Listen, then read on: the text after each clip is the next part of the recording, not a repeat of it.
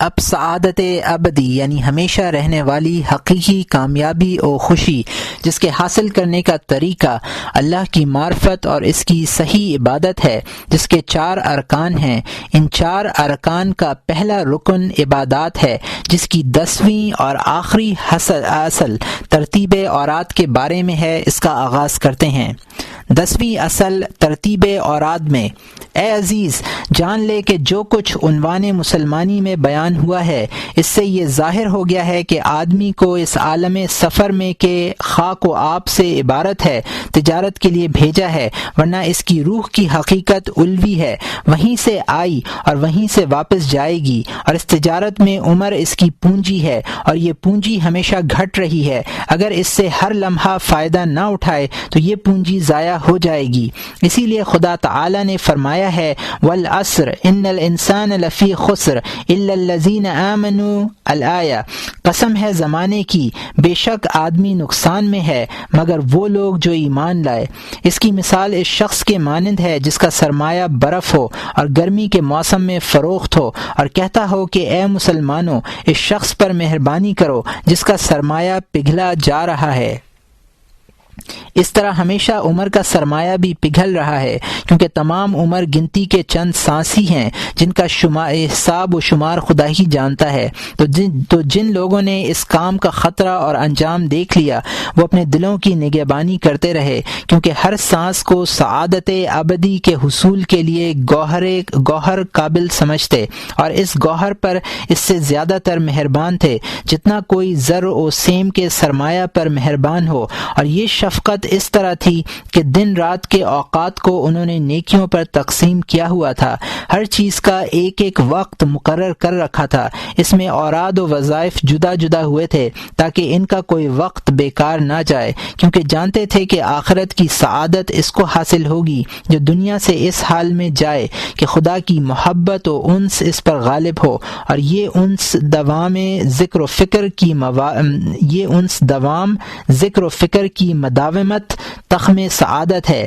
اور ترک دنیا اور ترک شہوات و معاصی اس لیے ہوتا ہے کہ آدمی ذکر و فکر کے لیے فراغت پائے۔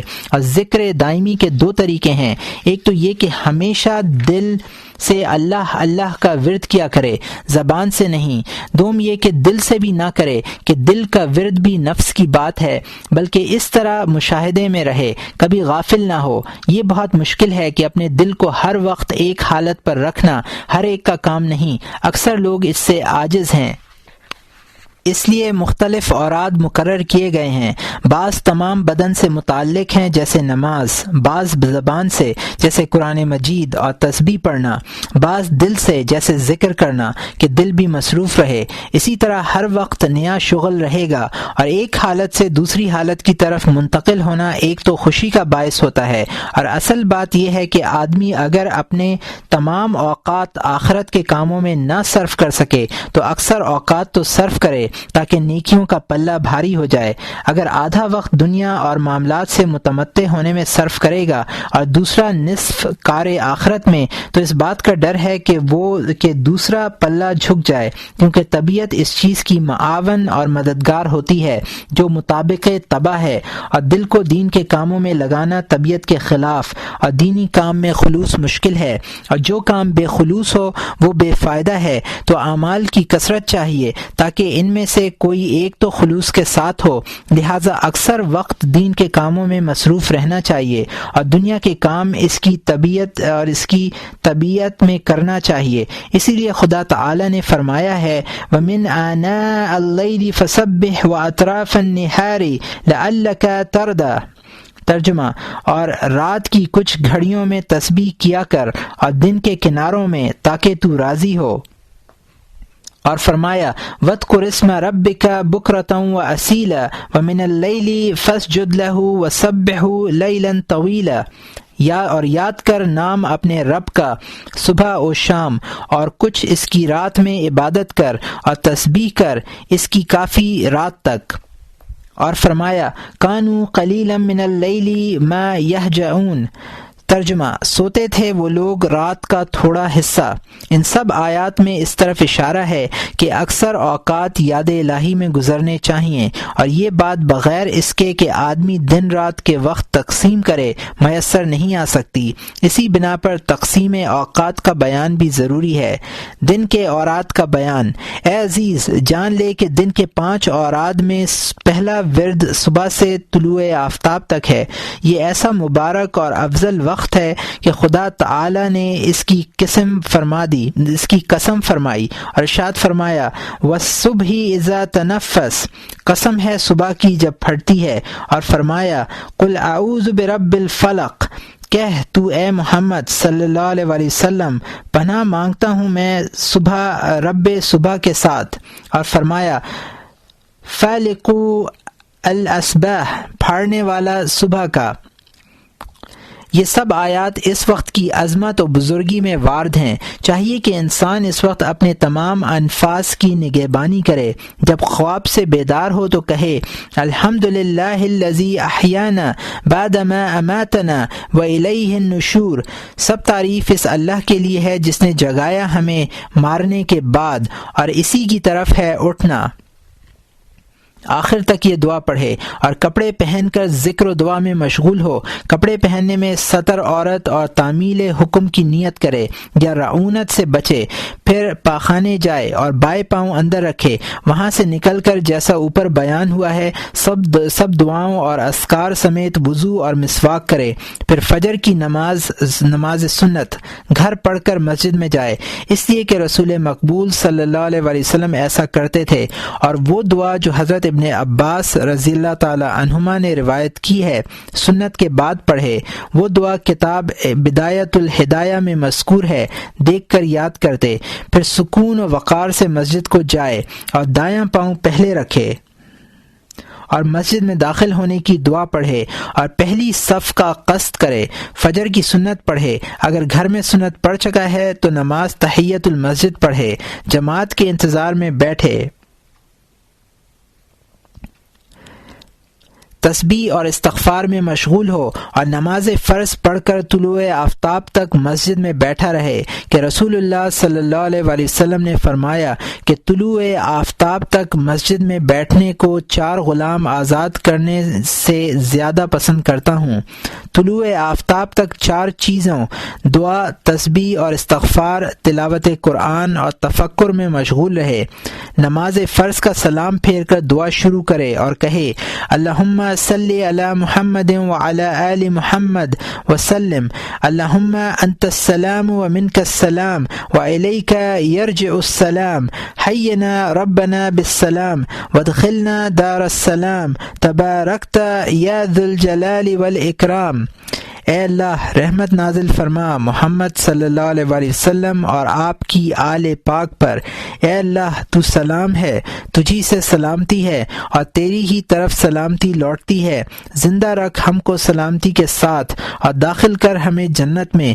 برکت والا ہے تو اے بزرگی اور عزت والے۔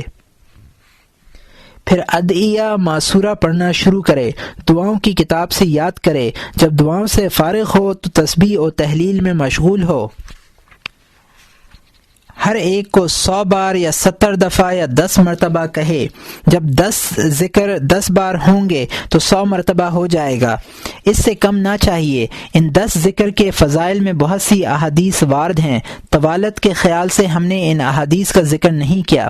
پہلا ذکر یہ ہے: لا الہ الا اللہ وحدہ لا شریک لہ، لہ الملک ولہ الحمد، یحیی و یمیت وہو حی لا یموت بیدہ الخیر وہو علی کل شیء قدیر۔ نہیں ہے کوئی معبود مگر اللہ اکیلا ہے، وہ کوئی شریک نہیں ہے، اسی کی بادشاہی ہے اور اسی کے لیے تعریف ہے۔ زندہ کرتا اور مارتا ہے، وہ زندہ ہے کبھی نہ مرے گا، اس کے ہاتھ میں نیکی ہے اور وہ ہر چیز پر قادر ہے۔ دوسرا ذکر: لا الہ الا اللہ الملک الحق المبین، نہیں کوئی معبود مگر اللہ، بادشاہ حق ظاہر کرنے والا۔ تیسرا ذکر: سبحان اللہ والحمد للہ ولا الہ الا اللہ واللہ اکبر ولا حول ولا قوة الا باللہ العلی العظیم۔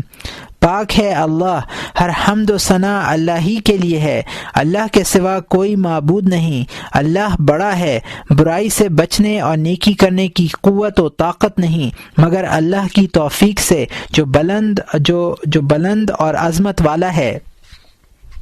چوتھا ذکر سبحان اللہ و بحمدہ، سبحان اللہ العظیم و بحمدہ، پاک ہے اللہ تعالی اور وہی حمد کے لائق ہے، پاک ہے اللہ تعالی عظمت والا اور حمد و ثنا کے لائق۔ پانچواں ذکر سبوح قدوس ربنا و رب الملائکۃ والروح، ترجمہ ہمارا اور ملائکہ کا رب اللہ تعالی پاک اور بہت پاک ہے۔ چھٹا ذکر سبوح قدوس ربنا و رب الملائکۃ والروح، پاک ہے ہمارا رب اور ملائکہ اور روح کا رب۔ ساتواں ذکر یا حی یا قیوم برحمتک استغیث لا تکلنی الی نفسی طرفۃ عین واصلح لی شانی کلی، اے زندہ اور ہمیشہ قائم رہنے والے، تیری رحمت سے فریاد کرتا ہوں، نہ سپرد کر مجھ کو میرے نفس کے طرف ذرا بھی، اور اچھے کر تو میرے سب کام۔ آٹھواں ذکر اللہم لا مانع لما اعطیت ولا معطی لما منعت ولا ينفع ذا الجد منک الجد، ترجمہ اے اللہ کوئی نہیں روکنے والا اسے جو تو نے عطا کیا اور کوئی نہیں عطا کرنے والا اسے جو تو روک دے، نہیں نفع دیتا دولت مند کو تیرے مقابلے میں اس کا مال۔ نواں ذکر اللہم صلی علی محمد وعلی آل محمد بسم اللہ الذی لا یضر مع اسمہ شیء فی الارض فی السماء وہو السمیع العلیم، اے اللہ محمد صلی اللہ علیہ وآلہ وسلم پر اور آپ کی آل پر رحمت نازل کر، خدا کے نام سے، وہ خدا کے زمین و آسمان میں اس کے نام کے ساتھ کوئی چیز ضرر و نقصان نہیں دے سکتی، اور وہ سننے اور جاننے والا ہے۔ ان 10 کلمات کو 10 بار پڑھے یا جس قدر ہو سکے پڑھے، ہر ایک کی فضیلت الگ اور انس و لذت جدا ہے۔ اس کے بعد قرآن مجید پڑھنے میں مشغول ہو، اگر قرآن نہیں پڑھ سکتا تو قوارے جھنجھوڑنے والی آیات قرآنی یعنی آیت الکرسی، آمن الرسول، شہد اللہ، قل اللہم مالک الملک اور سورہ حدید کا شروع اور سورہ حشر کا آخر یاد کر کے پڑھا کرے۔ اگر ایسی چیز پڑھنا چاہے جو ذکر و دعا اور قرآن کی جامع ہے تو حضرت ابراہیم تیمی کو حضرت خضر علیہ السلام نے مکاشفے میں جو سکھایا وہ پڑھے، اس میں بڑی فضیلت ہے، اسے مصبعات عشر کہتے ہیں، اور وہ 10 چیزیں ہیں کہ ہر ایک 7 بار پڑھی جاتی ہیں۔ الحمدللہ، قل اعوذ برب الفلق، قل اعوذ برب الناس، قل هو اللہ، قل یا ایھا الکافرون، آیت الکرسی، یہ 6 چیزیں قرآن میں سے ہیں، اور 4 ذکر ہیں، ایک سبحان اللہ والحمد للہ ولا الہ الا اللہ اکبر، دوسرا اللہم صلی علی محمد وعلی آل محمد وسلم، تیسرا اللہم اغفر للمؤمنین والمؤمنات، اے اللہ بخش دے تو مسلمان مردوں اور عورتوں کو، اور چوتھا اللہم اغفر لی ولوالدی وافعلوا بی وبہم عاجلا فی الدنیا والآخرہ ما انت لہ اہل ولا تفعل بنایا مولانا ما نحن لہ اہل انک غفور رحیم، اے اللہ بخش دے تو مجھ کو اور میرے ماں باپ کو، اور کر تو میرے ساتھ اور ان کے ساتھ جلدی اور دیر میں دنیا اور آخرت میں وہ امر جو تیری شان کے لائق ہے، اور نہ کر تو ہمارے ساتھ اے ہمارے مالک وہ امر جس کے ہم لائق ہیں، بے شک تو بخشنے والا رحم کرنے والا ہے۔ ان مصبعات عشر کی فضیلت میں ایک بڑی روایت احیاء علوم میں مذکور ہے، جب اس سے فارغ ہو تو تفکر میں مشغول ہو۔ تفکر کی بہت سی صورتیں ہیں، اس کتاب کے آخر میں ان کا ذکر آئے گا، لیکن جو فکر ہر روز کرنا ضروری ہے یہ ہے کہ موت اور اجل کے نزدیک ہونے کا تفکر کرے، اپنے دل میں کہے یہ امر ممکن ہے کہ اجل میں 1 دن سے زیادہ باقی نہ ہو۔ اس تفکر کا بڑا فائدہ ہے، اس لیے کہ مخلوق مخلوق دنیا کی طرف فقط درازی امید کی وجہ سے متوجہ ہے، اگر اس بات کا یقین کامل ہو جائے کہ 1 مہینے یا 1 برس میں مر جائیں گے تو جس دنیاوی امر میں مشغول ہیں اس سے دور بھاگیں گے اور 1 دن میں بھی مر جانا ممکن ہے۔ بائیں ہمہ لوگ ایسے کاموں کی تدبیر میں مشغول ہیں جو 10 برس تک کام آئیں گے۔ اسی لیے خدا تعالی نے فرمایا ہے اولم ينظروا في ملکوت السماوات والارض وما خلق اللہ من شیء وان عسى ان يكون قد اقترب اجلهم۔ ترجمہ، کیا نہیں دیکھتے سلطنتیں زمین و آسمان کی اور جو کچھ خدا نے پیدا کیا کسی چیز سے اور شاید کہ ان کا وقت قریب آ گیا ہو؟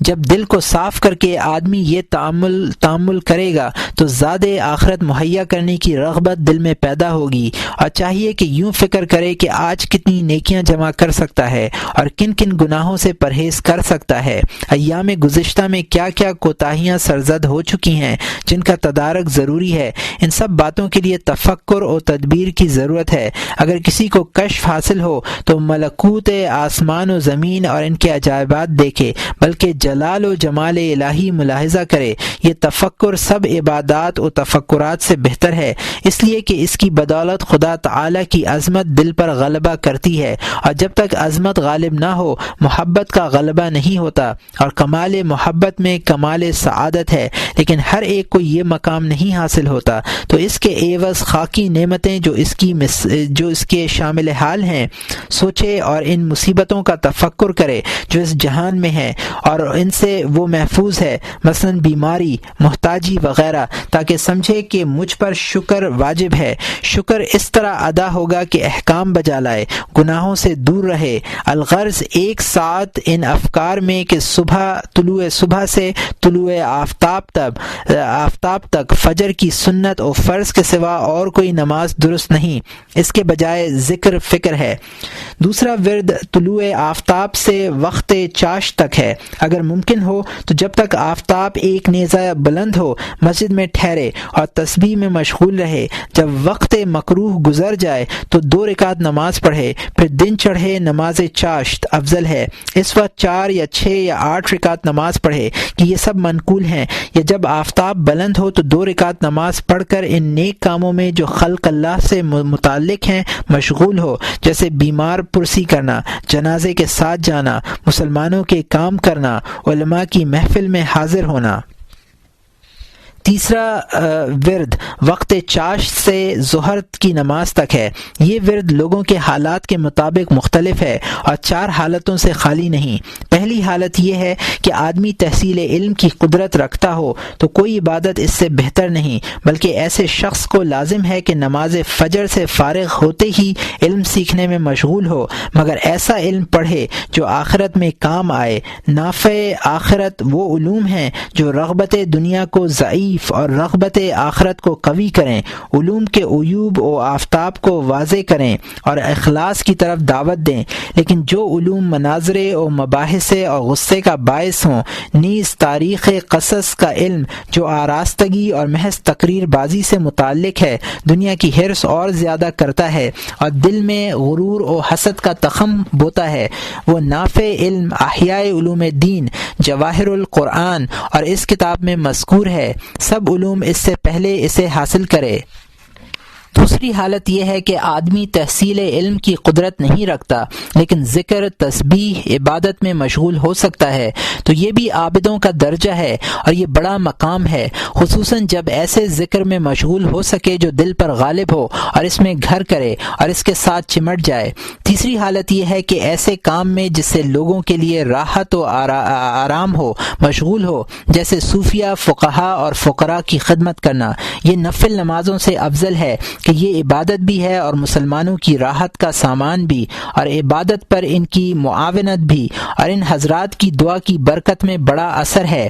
چوتھی حالت یہ ہے کہ اس کام پر بھی نہ قادر ہو تو اپنے اور اپنے اہل و عیال کے لیے کسب میں مشغول ہو۔ اگر کسب میں امانت کرے اور لوگ اس کے ہاتھوں اور زبان سے سلامت رہیں اور حرص دنیا اسے زیادہ طلبی میں نہ ڈال دے اور ضرورت کے انداز پر قناعت کرے، تو وہ شخص بھی اگر سابقین صالحین مقربین سے نہ ہوگا تاہم عابدوں میں داخل ہوگا اور اصحاب الیمین کے درجے پر پہنچے گا، اور درجہ سلامت کو ہاتھ سے نہ جانے دینا کم ترین درجات سے ہے۔ جو شخص ان 4 حالتوں میں سے کسی ایک حالت میں اپنے اوقات صرف نہ کرے گا وہ تباہ حال اور شیطان کے تابعین میں سے ہے۔ چوتھا دور وقت زوال سے نماز عصر تک ہے۔ وقت زوال سے پہلے قیلولہ کرنا چاہیے، اس لیے کہ قیلولہ رات کی نماز کے لیے ایسا ہے جیسے روزے کے لیے سحر کھانا۔ اگر رات کو عبادت گزار نہ ہو تو قیلولہ مکروہ ہے، کیونکہ زیادہ سونا مکروہ ہے۔ جب قیلولہ سے بیدار ہو تو چاہیے کہ وقت سے پہلے طہارت کرے، اور یہ کوشش کرنا چاہیے کہ مسجد میں پہنچ کر اذان سنے اور نماز تحیۃ المسجد پڑھے اور مؤذن کو جواب دے، اور فرض سے پہلے 4 رکعت نماز پڑھے اور لمبی کر کے پڑھے۔ رسول مقبول صلی اللہ علیہ وآلہ وسلم پر 4 رکعت لمبی نماز پڑھتے اور فرماتے کہ اس وقت آسمان کے دروازے کھول دیے جاتے ہیں۔ حدیث شریف میں ہے کہ جو کوئی یہ 4 رکعت نماز پڑھتا ہے 70,000 فرشتے اس کے ساتھ نماز پڑھتے اور رات تک دعائے مغفرت کیا کرتے ہیں۔ پھر امام کے ساتھ فرض اور 2 رکعت سنت پڑھے، پھر عصر کی نماز تک علم سکھانے یا مسلمانوں کی مدد کرنے یا ذکر، تلاوت قرآن یا بقدر حاجت حلال کمائی کرنے کے سوا اور کسی دنیاوی کام میں مشغول نہ ہو۔ 5واں ورد عصر کی نماز سے غروب آفتاب تک ہے۔ چاہیے کہ عصر کی نماز سے پہلے مسجد میں آئے، 4 رکعت نماز پڑھے۔ رسول مقبول صلی اللہ علیہ وآلہ وسلم نے فرمایا ہے، خدا تعالی اس پر رحمت فرماتا ہے جو فرض عصر سے پہلے 4 رکعت نماز پڑھتا ہے۔ جب نماز فرض سے فارغ ہو تو جو ہم بیان کر چکے ہیں ان کاموں کے سوا اور کسی امر دنیاوی میں مشغول نہ ہو۔ پھر نماز مغرب سے پہلے مسجد میں جائے، تسبیح و استغفار میں مصروف ہو، اس لیے کہ اس وقت کی فضیلت بھی صبح کے وقت کے برابر ہے، جیسا کہ حق تعالی نے فرمایا ہے وَسَبِّحْ بِحَمْدِ رَبِّكَ قَبْلَ طُلُوعِ الشَّمْسِ وَقَبْلَ غُرُوبِهَا، اور تسبیح کر اپنے رب کی حمد کے ساتھ آفتاب نکلنے اور ڈوبنے سے پہلے۔ اس وقت والشمس واللیل قل اعوذ برب الفلق قل اعوذ برب الناس پڑھنا چاہیے، اور آفتاب ڈوبتے وقت میں استغفار میں ہونا چاہیے۔ غرض یہ کہ سب اوقات منضبط و منقسم رہیں اور ہر وقت وہ کام کرے جو تقاضائے وقت کے مطابق ہو، اس سے ظاہری عمر میں برکت ہوتی ہے، اور جس شخص کے اوقات نظم و ضبط کے تحت نہ ہوں گے بلکہ جس کام کا اتفاق ہو وہ کر لیا، اس کی عمر ضائع ہو جائے گی۔ رات کے 3 اوراد۔ پہلا ورد مغرب کی نماز سے عشاء کی نماز تک ہے۔ ان دونوں نمازوں کے درمیان میں جاگتے رہنے کی بڑی فضیلت ہے۔ حدیث شریف میں وارد ہوا ہے کہ آیت کریمہ تتجافی قلوبہم عن مضاجعہا، الگ ہوتے ہیں پہلو ان کے خوابگاہ سے، اسی بارے میں نازل ہوئی۔ چاہیے کہ عشاء کی نماز تک نماز ہی میں مشغول رہے۔ بزرگوں نے دن کو روزہ رکھنے سے زیادہ اس امر کو افضل قرار دیا ہے، اور اس وقت کھانا نہیں چکھنا ہے، اور وطر سے فارغ ہو کر گپ شپ لعو و لعب سے میں مشغول نہ ہو کہ سب اعمال و اشغال کا خاتمہ اسی پر ہوتا ہے، اور ان کاموں کا انجام کار خیر پر ہونا چاہیے۔ دوسرا اوراد سونا ہے۔ اگر نیند عبادت سے نہیں لیکن اگر آداب و سنن سے آراستہ ہو تو منجملہ عبادات ہے۔ سنت یہ ہے کہ قبلہ رو سوئے، پہلے داہنے کروٹ سوئے، جس طرح مردے کو قبر میں سلاتے ہیں، خواب کو موت کا بھائی اور بیداری کو حشر کے برابر سمجھے، اور ممکن ہے جو روح خواب میں قبض ہو جاتی ہے واپس نہ آئے تو چاہیے کہ کار آخرت درست ہوں۔ بائیں طور کے طہارت کے ساتھ سوئے، توبہ کر کے عزم بالجزم کرے کہ اگر صبح اٹھنا نصیب ہوا تو پھر گناہ نہ کروں گا، اور تکیے کے نیچے وصیت نامہ لکھ کر رکھے، اور تکلف سے نیند نہ لائے، نرم بچھونا نہ بچھائے تاکہ نیند غلبہ نہ کرے، کیونکہ سونا عمر کو بیکار کھونا ہے۔ دن رات میں 8 گھنٹے سے زیادہ نہ سونا چاہیے کہ 24 گھنٹے کا تیسرا حصہ ہوتا ہے، اس لیے کہ جب ایسا کرے گا تو اگر 60 برس کی عمر پائے گا تو اس میں سے 20 برس کا زمانہ نیند کی نظر ہو جائے گا۔ اس سے زیادہ ضائع نہ کرنا چاہیے۔ پانی اور مسواک اپنے ہاتھ سے اپنے قریب رکھ لے تاکہ رات کو یا صبح سویرے نماز کے لیے اٹھے تو وضو کا آرام ہو۔ قیام شب کا یا صبح اٹھنے کا قصد کرے کہ جب یہ قصد کرے گا تو اگر نیند غالب بھی ہو جائے اور یہ شخص وقت سے زیادہ بھی سو جائے تو بھی ثواب حاصل ہوگا، اور جب زمین پر پہلو رکھے تو کہے بِاسْمِكَ رَبِّي وَضَعْتُ جَنْبِي وَبِاسْمِكَ أَرْفَعُهُ۔ ترجمہ: اے میرے رب، میں نے تیرے نام سے پہلو بستر پر رکھا اور تیرے نام ہی سے اٹھاؤں گا، جیسا کہ دعاؤں میں مذکور ہے، اور آیت الکرسی، آمن الرسول، قل اعوذ برب الفلق اور قل اعوذ برب الناس اور تبارک الذی پڑھے تاکہ ذکر و طہارت کے عالم میں سوئے۔ جو شخص اس طرح سوتا ہے اس کی روح کو اور اس کی روح اور جب تک جاگے اس کو نماز ادا کرنے والوں میں لکھتے ہیں۔ تیسرا اوراد تہجد ہے اور وہ نماز شب ہے۔ چاہیے کہ آدھی رات کو اٹھے کہ پچھلی آدھی رات کو 2 رکعت نماز پڑھنا اور بہت سی نمازوں سے بہتر و افضل ہے کہ اس وقت دل صاف ہوتا ہے اور دنیا کا کوئی مشغلہ نہیں ہوتا، رحمت الہی کے دروازے کھلے ہوتے ہیں۔ رات کی نماز کے فضائل بہت سی احادیث میں وارد ہیں، کتاب احیاء علوم میں وہ سب احادیث مذکور ہیں۔ غرض دن رات کے ہر وقت میں ایک کام مقرر و معلوم ہونا چاہیے، کوئی وقت بیکار نہ کھونا چاہیے۔ جب ایک شبانہ روز ایسا کیا تو آخر عمر تک ہر روز ایسا ہی کیا کرے۔ اگر یہ اس پر دشوار ہو تو بڑی امید نہ رکھے، اپنے دل میں یہ کہے کہ آج کے دن تو ایسا کر لوں، شاید آج ہی رات مر جاؤں، آج کی رات توبہ کر لوں، شاید کل ہی مر جاؤں۔ ہر روز ایسا ہی کرے۔ جب اوراد کی پابندی سے کمزور ہو جائے تو اپنے آپ کو سفر میں سمجھے اور آخرت کو اپنا وطن جانے۔ سفر میں تکلیف و مصائب ہوتے ہیں، فراغت اور آسودگی اسی میں ہے کہ مسافر جلدی قدم اٹھانے اور اپنے وطن میں آرام پائے۔ عمر کی مقدار ظاہر و واضح ہے کہ عمر جاودانی جو آخرت میں ملے گی اس کی نسبت کتنی ہے اور کیا ہے۔ اگر کوئی شخص 10 برس کی راحت کے لیے 1 سال رنج و اذیت برداشت کرے تو تعجب کی کون سی بات ہے، پھر 1,00,000 برس بلکہ ہمیشہ کی راحت کے لیے 100 برس رنج اور اذیت اٹھانا مقام تعجب کب ہے۔ کیمیائے سعادت اردو کا رکن عبادت ختم ہوا۔ بفضل اللہ تعالی ومن و احسانہ وصلی اللہ تعالی علی خیر خلقہ ونور عرشہ سیدنا و مولانا محمد وآلہ واصحابہ اجمعین برحمتک یا ارحم الراحمین۔